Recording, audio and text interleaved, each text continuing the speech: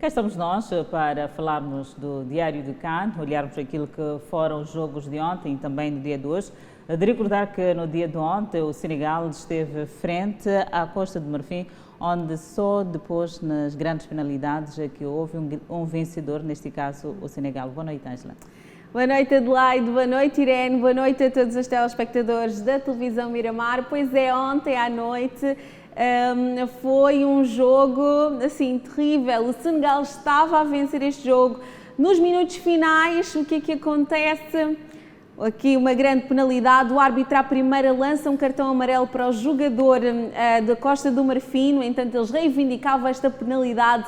O árbitro foi ao VAR, viu de facto que era uma grande penalidade, eis que a Costa do Marfim marca e o prolongamento acontece. Mas não foi no prolongamento que foi decidido o jogo, e sim nas grandes penalidades, e este Senegal, vencedor do CAN de outras edições, esta grande equipa africana, ficou pelo caminho como tantas outras neste CAN que está a decorrer na Costa do Marfim. Enfim, surpresas atrás de surpresas. E o jogo começou muito agitado, porque logo no minuto 4, se não estou em erro, Salah fez um cruzamento e lá veio o golo. Esperava-se, se calhar, que as coisas pudessem melhorar, mas, como podemos ver, o Senegal ficou para trás. Pois é, o Senegal ficou mesmo para trás, ficou o treinador que fez história no Mundial que decorreu no Qatar 2022, para quem bem se recorda. Enfim, esta grande equipa fica para trás e a Costa do Marfim, que passou assim muito à rasca, se eu posso assim dizer, na fase de grupos deste CAN, está nos quartos de final. A anfitriã deste grande campeonato africano está nos quartos de final.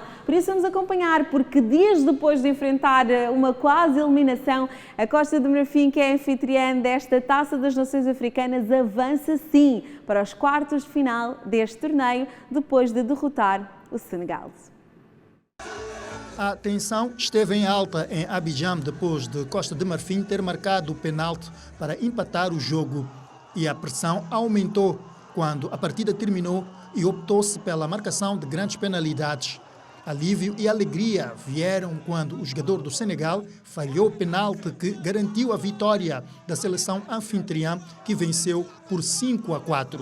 A cidade, anteriormente calma após derrotas da Costa de Marfim na fase de grupos, fervilhava com grandes celebrações durante toda a noite nesta segunda-feira, incluindo grandes festas com os adeptos a desfilar nas ruas. Os marfinenses, recorde-se, estavam em desordem há poucos dias. Sofreram derrota por 4-0 diante de Guiné Equatorial. Eles estavam à beira da eliminação e demitiram o selecionador de nacionalidade francesa, substituindo-o pelo assistente. Com a vitória, Costa de Marfim enfrentará no sábado, nos quartos de final, o vencedor da eliminatória desta terça-feira, entre Mali e Burkina Faso. Festa na Costa do Marfim. Estes adeptos que há jornadas atrás quase destruíram a cidade de Abidjan depois de acreditarem que a Costa do Marfim não ia passar para a frente, esta segunda-feira fizeram a festa Adelaide e Irene. Portanto, comportamentos completamente diferentes, não é? Exatamente, fizeram a festa, já tivemos aquele percurso que tanto falámos durante as semanas anteriores, em que os adeptos da Costa do Marfim fizeram escândalo porque a equipa quase que saía, mas há um dado muito importante que temos que rever aqui: Senegal fica para trás. E são grandes equipas que ficam para trás. Que curioso neste campeonato africano. Pois é, grandes equipas ficam para trás. A Tunísia, Gana, agora Senegal. Temos o Egito, equipas que eram favoritas para chegar à final deste campeonato africano. Infelizmente não conseguiram passar para a próxima fase. Eu falo dos quartos de final. Outras estão pela frente, Cabo Verde, que marcou nos últimos minutos e conseguiu passar para a próxima fase. Temos agora a Costa do Marfim e tantas outras. Mas vamos continuar a olhar para a Costa do Marfim, porque os adeptos da Costa do Marfim, não, mas para este jogo entre a Costa do Marfim e o Senegal, os adeptos da seleção do Senegal ficaram com o coração partido na noite desta segunda-feira, depois que a sua equipa perdeu para a Costa do Marfim nesta disputa de penaltis durante os oitavos de final desta Taça das Nações Africanas. Em Dakar, capital do Senegal, os adeptos estavam concentrados e a tristeza ficou visível no momento que a seleção falhou o penalti decisivo dos oitavos de final frente à Costa do Marfim. No início do jogo, os adeptos até estavam confiantes na vitória dos atuais campeões africanos, quando o Senegal marcou o primeiro golo em apenas 4 minutos, graças a um remate poderoso de Habib Diallo, assistido por Sadio Mané. Mas o clima mudou quando o Senegal não conseguiu capitalizar a vantagem, culminando com o empate da Costa do Marfim a 4 minutos do final do tempo regulamentar. O clima ficou tenso enquanto o jogo avançava para os penaltis. O gol final veio quando o jogador do Senegal acertou a trave, deixando os adeptos em Dakar incrédulos. Apesar do forte desempenho da equipa na fase de grupos, a noite terminou com dor de cabeça para os adeptos, que assistiram a Costa do Marfim avançar para os quartos de final. Um adepto do Senegal lamentou o facto da equipa ter defendido demais, considerando esse o fator que prejudicou o conjunto.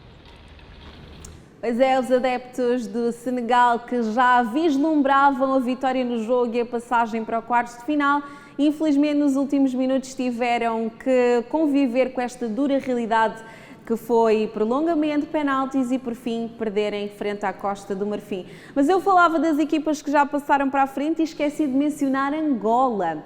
Entretanto, a Federação Angolana de Futebol apelou às empresas que se abstenham de contactar diretamente os jogadores da Seleção Nacional para evitar distrações que os comprometam, ou melhor, que comprometam o desempenho da equipa nesta Taça das Nações Africanas. O comunicado da Federação Angolana de Futebol surge depois de terem sido divulgados vídeos em que administradores de operadoras de telecomunicações e bancos contactaram os jogadores para oferecer prémios e dinheiro em caso de apuramento para as meias finais da competição que decorre na Costa do Marfim. A onda de telefonemas aos jogadores da Seleção Angolana de Futebol começou após a vitória dos Palancas Negras nos oitavos de final frente à Namíbia, o que, para o organismo responsável pelo futebol angolano, pode distrair as atenções e a equipa técnica num período que requer máxima concentração. Lê-se no comunicado que a Federação Angolana de Futebol expressa a sincera gratidão pelos generosos apoios de todos que têm vindo a manifestar apoio à seleção, pelo que as promessas de ofertas são importantes na medida em que motivam os jogadores e o grupo de futebol em geral. Contudo, o contacto direto com os jogadores em período de máxima concentração para apresentar ofertas ou estímulos distrai e retira, em larga medida, a concentração da seleção nacional. Entretanto, nos quartos de final, Angola defronta a Nigéria na sexta-feira em Abidjan, ficando a um passo de um inédito apuramento para as meias finais do CAN.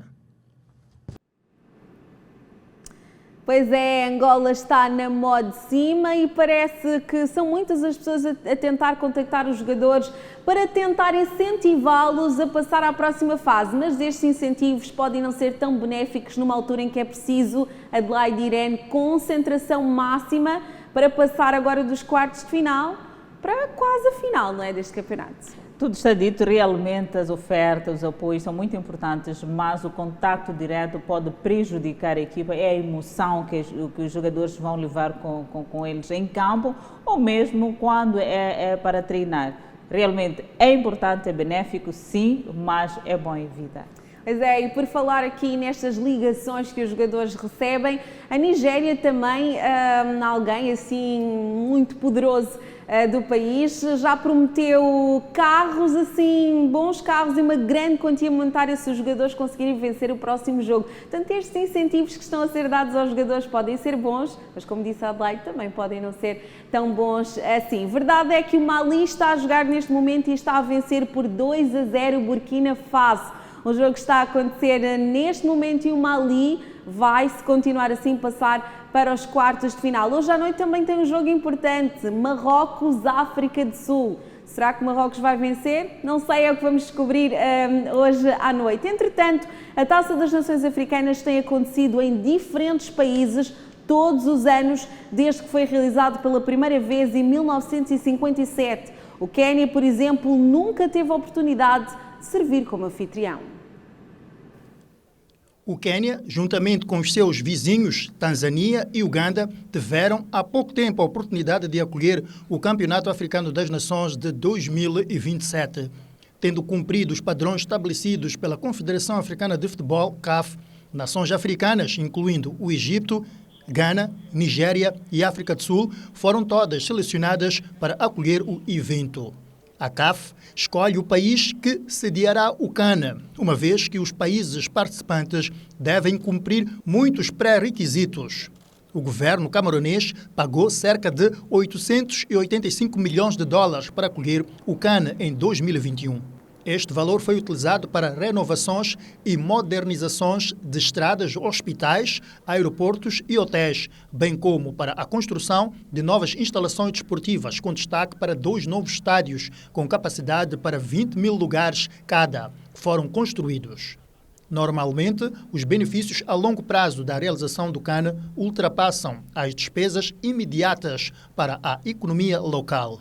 No Egito, por exemplo, a edição de 2019 faturou 83 milhões de dólares norte-americanos. As melhorias na infraestrutura de transportes em locais turísticos bem conhecidos têm dado vantagens tanto para os residentes como para os turistas, elevando a estatura do Egito e atraindo mais viajantes.